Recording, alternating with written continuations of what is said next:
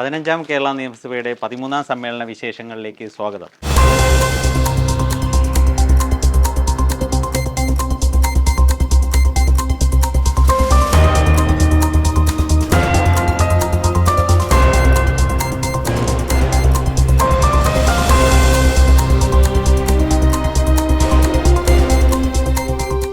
പതിമൂന്നാം സമ്മേളനത്തിൻ്റെ 20ാം ദിവസമായ ഇന്ന് സഭയിൽ വിവിധ വിഷയങ്ങൾ ചർച്ചയായി. ചോദ്യോത്തര വേളയിൽ ചോദ്യങ്ങളുടെ പട്ടികയിലെ 5 ചോദ്യങ്ങൾക്ക് ഇന്ന് സഭയിൽ മന്ത്രിമാർ വാക്കാൽ മറുപടി നൽകി. സമന്വയം പദ്ധതി, വാഹനങ്ങളുടെ ഫിറ്റ്നസ് പരിശോധനയ്ക്ക് ഓട്ടോമേറ്റഡ് സംവിധാനം, വിദേശ പഠന റിക്രൂട്ടിംഗ് ഏജൻസികൾ, കൃഷിയുമായി ബന്ധപ്പെട്ട യോഗങ്ങളുടെ ലൈവ് സ്ട്രീമിംഗ്, KSRTCക്കായി പുതിയ ബസ്സുകൾ വാങ്ങാൻ നടപടി എന്നിവ സംബന്ധിച്ച അംഗങ്ങളുടെ ചോദ്യങ്ങൾക്കാണ് ബന്ധപ്പെട്ട മന്ത്രിമാർ ഇന്ന് മറുപടി പറഞ്ഞത്. Regular full time research program നടത്തുന്ന ന്യൂനപക്ഷ വിഭാഗത്തിൽപ്പെടുന്ന വിദ്യാർത്ഥികൾക്ക് ഫെലോഷിപ്പ് നൽകുന്ന പുതിയ പദ്ധതി അടുത്ത സാമ്പത്തിക വർഷം മുതൽ ആരംഭിക്കുമെന്ന് ന്യൂനപക്ഷ ക്ഷേമ വകുപ്പ് മന്ത്രി വി അബ്ദുറഹ്മാന് വേണ്ടി മറുപടി പറഞ്ഞ മന്ത്രി OR കേളു സഭയെ അറിയിച്ചു.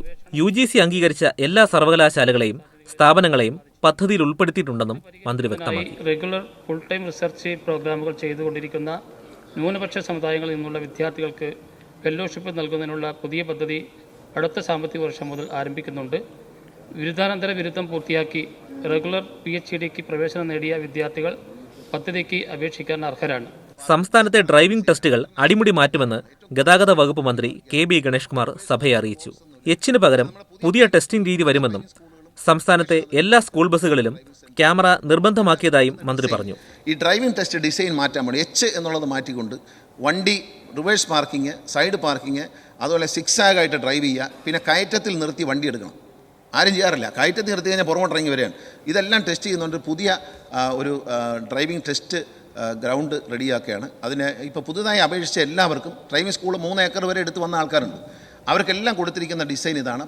സംസ്ഥാനത്തെ വിദ്യാഭ്യാസ കൺസൾട്ടൻസികളുടെ പ്രവർത്തനം നിയന്ത്രിക്കുന്നത് സംബന്ധിച്ച് നിയമനിർമ്മാണം നടത്തുന്നതിനുള്ള കരട് ബിൽ ആദ്യഘട്ടത്തിലാണെന്ന് ഉന്നത വിദ്യാഭ്യാസ വകുപ്പ് മന്ത്രി R ബിന്ദു പറഞ്ഞു.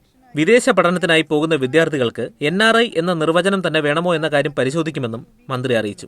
വിദഗ്ധ സമിതിയുടെ റിപ്പോർട്ടിനെ ആധാരമാക്കി തയ്യാറാക്കിയ കരട് ബില്ല് പരിശോധിച്ചു വരുന്നു. ഇത് അന്തിമഘട്ടത്തിലാണ്. അടുത്ത സെഷനിൽ അത് ബില്ല് അവതരിപ്പിക്കാൻ കഴിയുമെന്ന് പ്രതീക്ഷിക്കുന്നു. വെളിച്ചം പദ്ധതിയിലൂടെ കൃഷി വകുപ്പിന്റെ 13 യോഗങ്ങൾ ഇതിനോടകം ലൈവ് സ്ട്രീമിംഗ് നടത്തിയതായും കൃഷി ബോർഡുകളെ വിലയിരുത്താൻ അനുഭവം എന്ന പദ്ധതി രൂപീകരിച്ചതായും കൃഷി വകുപ്പ് മന്ത്രി P പ്രസാദ് സഭയിൽ വ്യക്തമാക്കി. കാർഷിക മേഖലയിൽ കൃഷി വകുപ്പിലെ പ്രധാനപ്പെട്ട യോഗങ്ങൾ പൊതുപരിപാടികളല്ല, ഇന്റേണലായിട്ടുള്ള യോഗങ്ങളടക്കം കർഷകർക്കും പൊതുജനങ്ങൾക്കും ദൃശ്യമാകുന്ന വിധത്തിലാണ് വെളിച്ചം എന്നൊരു പദ്ധതി കൃഷി വകുപ്പ് ആവിഷ്കരിച്ച് നടപ്പിലാക്കിയിട്ടുള്ളത്. ഇതിനോടകം തന്നെ 13 മീറ്റിങ്ങുകൾ അത്തരത്തിൽ ലൈവ് സ്ട്രീമിംഗ് നടത്തിയിട്ടുണ്ട്. സഭയിൽ അവതരിപ്പിച്ച ശ്രദ്ധാക്ഷണികൾക്ക് മന്ത്രിമാർ മറുപടി നൽകി. ചരക്ക് ഗതാഗത വ്യവസായവും ആ മേഖലയിലെ തൊഴിലാളികളും നേരിടുന്ന പ്രശ്നങ്ങൾ പരിഹരിക്കണമെന്ന് ആവശ്യപ്പെട്ട് കടകംപള്ളി സുരേന്ദ്രൻ അവതരിപ്പിച്ച ശ്രദ്ധ ക്ഷണിക്കലിന് ഗതാഗത വകുപ്പ് മന്ത്രി KB ഗണേഷ് കുമാറും വടകരയിലെ റോട്ടറി സ്കൂൾ ഫോർ ഹിയറിംഗ് ഇംപെയർഡിൽ ഹൈസ്കൂൾ ക്ലാസുകൾ അനുവദിക്കുന്നതിനും ഇത്തരം സ്കൂളുകൾ ഭിന്നശേഷിക്കാരായ വിദ്യാർത്ഥികൾക്ക് മികച്ച സൗകര്യങ്ങൾ ഉറപ്പാക്കുന്നതിനും നടപടി ആവശ്യപ്പെട്ട് KK രമ അവതരിപ്പിച്ച ശ്രദ്ധ ക്ഷണിക്കലിന് പൊതുവിദ്യാഭ്യാസ വകുപ്പ് മന്ത്രിക്ക് വേണ്ടി OR കേളുവും മറുപടി പറഞ്ഞു. ഈ ദേശത്തെ വലിയ വലിയ കുത്തക കമ്പനികളിൽ നമ്മുടെ കമ്പനികളുടെ പ്രവർത്തനങ്ങൾ, അവരെ ലാഭം ഉണ്ടാക്കലും കേരളത്തിലെ ജനങ്ങളുടെയും കേരള സർക്കാരിനെയും തലയിൽ വെച്ച് കെട്ടാനുള്ള ഒരു വലിയ ശ്രമം നടക്കുന്നുണ്ട്. അതിനെ നമ്മൾ ശക്തമായി എതിർക്കും. കേരളത്തിലെ ഒരു പൊതുസ്ഥിതിയാണ് സാർ സൂചിപ്പിച്ചത്. അത്തരം കാര്യങ്ങൾ കാലത്തിനനുസൃതമായി നമുക്ക് മാറ്റം വരുത്തേണ്ടത് ആവശ്യമായിട്ടുള്ള ഒരു ഘടകം തന്നെയാണ്. ഇന്ന് 5 സബ്മിഷനുകളാണ് സഭയിൽ അവതരിപ്പിച്ചത്.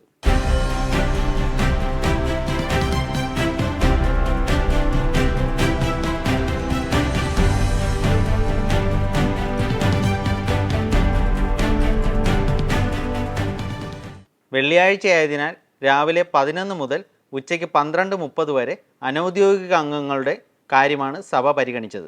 അനൗദ്യോഗിക ബില്ലുകളും പ്രമേയങ്ങളും സംബന്ധിച്ച സമിതിയുടെ 16ാമത് റിപ്പോർട്ട് സഭ ഇന്ന് പരിഗണിച്ചു. വിവിധ അനൗദ്യോഗിക ബില്ലുകളുടെ അവതരണാനുമതിക്കുള്ള പ്രമേയങ്ങളും ബില്ലുകളുടെ അവതരണാനുമതിക്കുള്ള പ്രമേയങ്ങളിൽ മേലുള്ള തുടർ ചർച്ചയും ഇന്ന് നടന്നു. സർ, അനൗദ്യോഗിക ബില്ലുകളും പ്രമേയങ്ങളും സംബന്ധിച്ച സമിതിയുടെ അധ്യക്ഷനായ ഞാൻ സമിതിയുടെ 16ാമത് റിപ്പോർട്ട് അംഗീകരിക്കണം എന്ന ഉപക്ഷേപം അവതരിപ്പിക്കുന്നു. ഉപക്ഷേപത്തെ പിന്താങ്ങേണ്ടതാണ്. 16ാമത് റിപ്പോർട്ട് സഭ അംഗീകരിച്ചിരിക്കുന്നു. 2024 കേരള പൊതുനിരത്തുകളുടെ പരിപാലനവും സംരക്ഷണവും ബില്ലിന് അവതരണാനുമതി നൽകണമെന്ന ഉപക്ഷേപം ഞാൻ അവതരിപ്പിക്കുന്നു. സാർ 2024 കേരള വിദേശ പഠന കൺസൾട്ടൻസികളുടെയും ട്രാവൽ ഏജൻസികളുടെയും രജിസ്ട്രേഷനും നിയന്ത്രണവും സംബന്ധിച്ച ബില്ലിന് അവതരണാനുമതി നൽകണമെന്ന ഉപക്ഷേപം ഞാൻ അവതരിപ്പിക്കുന്നു. പരിണതപ്രജ്ഞരായിട്ടുള്ള അദ്ദേഹം സൂക്ഷ്മാംശങ്ങളിൽ ശ്രദ്ധിക്കുന്ന ഒരാളാണ് എന്നുള്ളത് കൊണ്ട് അത് അവതരിപ്പിക്കാൻ അനുമതി നൽകാം എന്നുള്ള ഒരു അഭിപ്രായമുണ്ട്. 2022 കേരള കാവുകൾ സംരക്ഷണ വികസന അതോറിറ്റി രൂപീകരണ ബില്ലിന് അവതരണാനുമതി നൽകണമെന്ന വിഷയം ഞാൻ അവതരിപ്പിക്കുന്നു. നടപടികൾ പൂർത്തിയാക്കി ഉച്ചയ്ക്ക് 12:30 സഭ ഇന്നത്തേക്ക് പിരിഞ്ഞു. തിങ്കളാഴ്ച സഭ വീണ്ടും ചേരും. ഓർഡർ. സഭ ഇപ്പോൾ പിരിയുന്നതും തിങ്കളാഴ്ച രാവിലെ 9 മണിക്ക് വീണ്ടും സമ്മേളിക്കുന്നതാണ്. ഇന്നത്തെ നിയമസഭാ വിശേഷങ്ങൾ ഇവിടെ സമാപിക്കുന്നു. നമസ്കാരം.